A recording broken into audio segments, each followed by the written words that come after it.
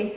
Saya lupa di kontaknya juga mereka bilang mereka menyediakan akomodasi dengan di furnish, akomodasi yang udah ada isinya gitu lah, udah ada furniture-nya. Tapi ternyata enggak. Assalamualaikum, marhaba, selamat datang kembali di channel saya. Sebelum lanjut nonton videonya, klik tombol subscribe dulu ya teman-teman.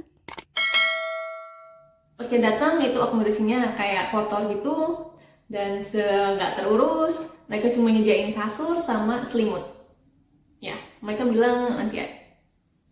Jadi nggak ada gitu. Akhirnya kita datang ke mereka, gimana nih katanya akomodasinya kalian bakal nyediain ini. Dia bilang, oke, lu beli apapun dan nanti reimburse. Kayak gitu. Akhirnya kita karena udah capek, kita tidur dulu, besokannya kita bersih barang-barang. Dan akomodasi cowok dan akomodasi cewek itu beda. Akomodasi cewek itu ada di Al Karama, oke, dan akomodasi cowok itu ada di Al Satwa. Akhirnya kita sadar kalau akomodasi kita itu sebenarnya tidak diperuntukkan untuk tempat tinggal, tapi diuntukkan kantor. Jadi kantor misalnya dokter gigi atau kantor apa kayak gitu.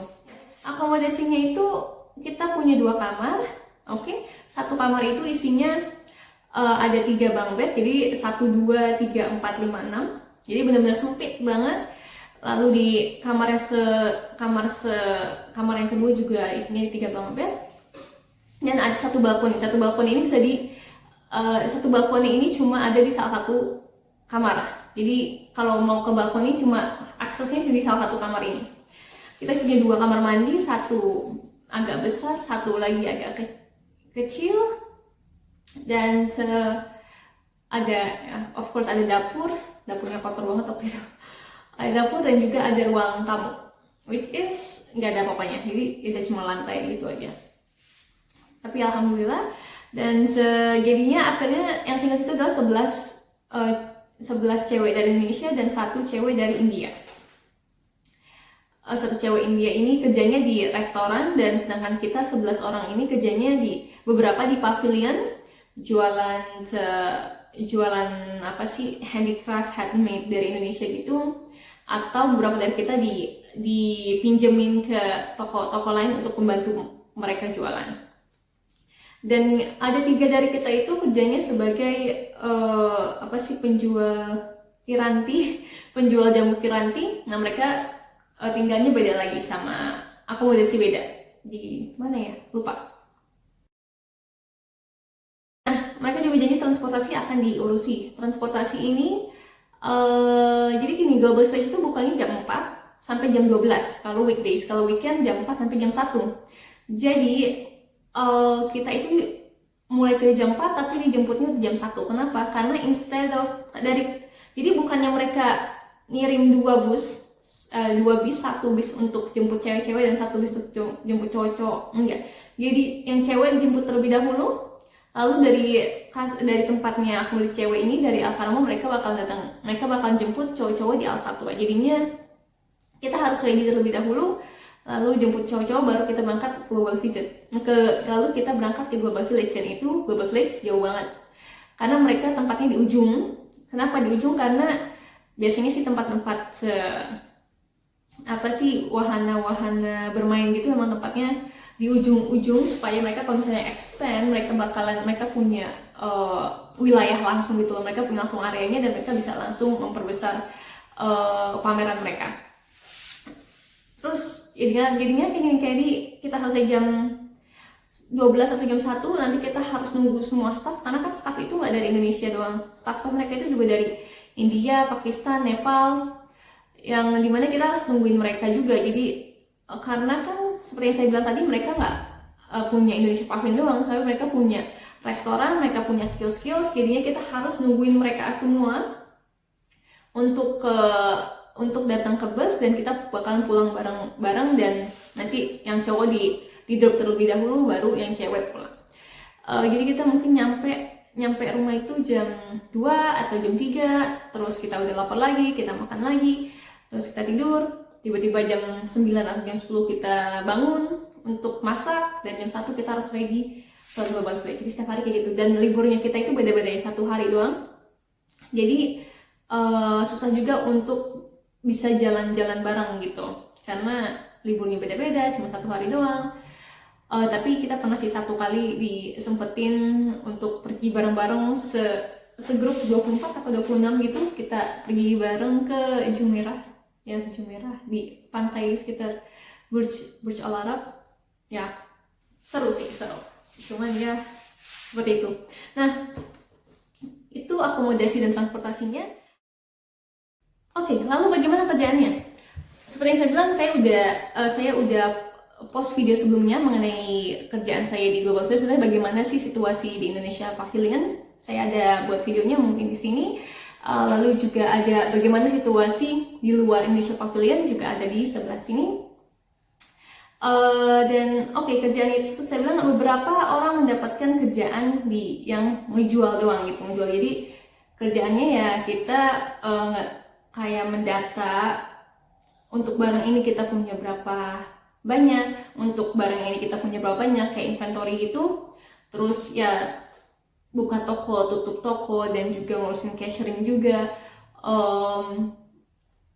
Ya sih seperti dan intinya kerjanya ya jualan, manggil-manggilin orang. Dan mungkin karena waktu saya interview itu saya banyak ngomongnya, saya dapat di booth number 1. Jadi kalau misalnya kalian masuk ke Indonesia Pavilion, toko saya di sebelah kanan langsung, karena saya itu yang disuruh untuk kayak menyambut juga mereka datang ke Indonesia Pavilion.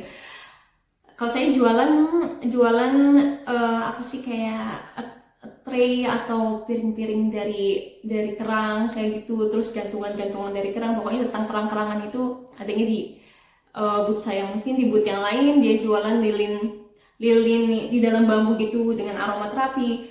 Di tempat lain mungkin jualan sendal, tas yang dari Bali gitu. Tapi ada beberapa mereka kerjaannya itu di kayak jualan popcorn, nachos, minuman, terus corn dog, terus pokoknya kerjaannya berat itu, karena kerjaannya itu di makanan.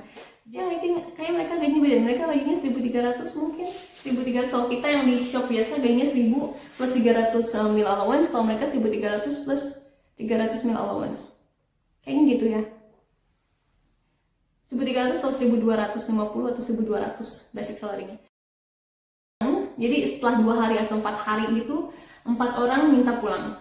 Karena mereka kaget dengan kerjaannya dan mereka nggak kuat, dan karena mereka kerjanya di makanan itu, di kios-kios makanan, dan mereka kaget, mereka nggak expect kalau harus jualan popcorn atau jualan yang kayak gitu, karena akhirnya mereka minta pulang. Sebenarnya sih kalau mereka mau pulang tanpa complete the 6 months, mereka nggak bakal dibayarin, tapi kayaknya sih dibayarin. Mereka pulangnya setelah 4 hari, mereka langsung pulang dari Dubai. Jadi mereka cuma 4 hari di Dubai.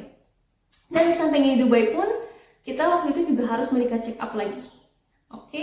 Medical check up, dan kalau misalnya kita sehat-sehat aja, baru kita lanjut untuk kerja selama 6 bulan ke depan. Selama 6 bulan ini kita juga nggak kerjanya, maksudnya nggak mulus-mulus aja. Ada beberapa orang kita juga dipulangin karena mungkin menurut mereka performance-nya kurang bagus, atau entah apa yang jadi pertimbangan mereka, entah apa yang telah mereka pertimbangkan, jadinya beberapa orang dipulangkan mungkin setelah 3 bulan atau 4 bulan, atau ya setelah 3 bulan 4 bulan akhirnya ada beberapa yang dipulangkan, dan sisanya ya 3 orang sih. Ya sedih sebenarnya, karena ada yang satu dari mereka yang disuruh pulang tanpa dikasih tahu. Kayak misalnya mereka datang misalnya malam ini dan bilang besok pagi kamu pulang ke Indonesia. Jadi tanpa, setidaknya kan kalau misalnya beberapa hari teman saya itu masih bisa belanja mungkin buat beli oleh-oleh, tapi ini nggak ada kesempatan sama sekali. Jadinya kamu pulang besok kayak gitu, terus pulang. Terus juga karena kerjaannya emang susah, ada yang sakit. Kalau saya juga sakitnya itu kan musim dingin ya. Ini pertama kali saya tinggal bekerja saat pada musim dingin gitu. Jadi nggak expect, karena kita kerja di luar juga, jadi emang dingin. Dan saya bawa jaketnya nggak prepare banget, bawa jaket tapi longgar gitu, jadi angin tetap masuk. Jadinya saya kayak dapat pilek gitu selama 3 bulan, nggak sembuh-sembuh kali. Terus suara juga saya juga agak-agak serak gitu, karena menurut saya itu dingin banget, dingin, dan nggak kuat lah gitu. Jadinya saya sakit pilek 3 bulan nggak sembuh-sembuh. Terus karena cuaca dingin banget, kulit jadi kering banget. Akhirnya saya jadi punya penyakit kayak gatel-gatel gitu di kaki sedih amat ya. Pokoknya pertama kali saya punya penyakit gatel kayak gitulah. Annoying banget.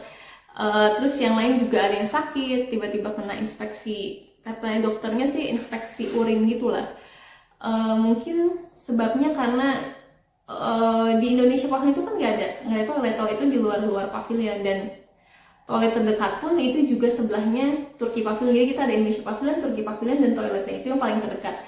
Nah teman saya itu kadang males gitu loh untuk males atau mungkin busy, jadinya busy banyak pengunjung gitu, banyak customer gitu, jadinya dia nggak ada kesempatan untuk pergi ke toilet, jadinya dia sakit infeksi urin.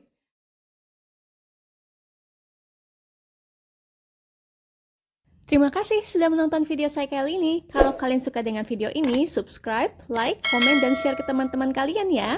Ada yang beli 2 koper, ada yang 1 koper, terus udah beli koper nggak muat, akhirnya dialokasiin ke saya karena koper saya gede dan isinya nggak banyak. Saya nggak banyak ini sih, nggak banyak belanja gitu.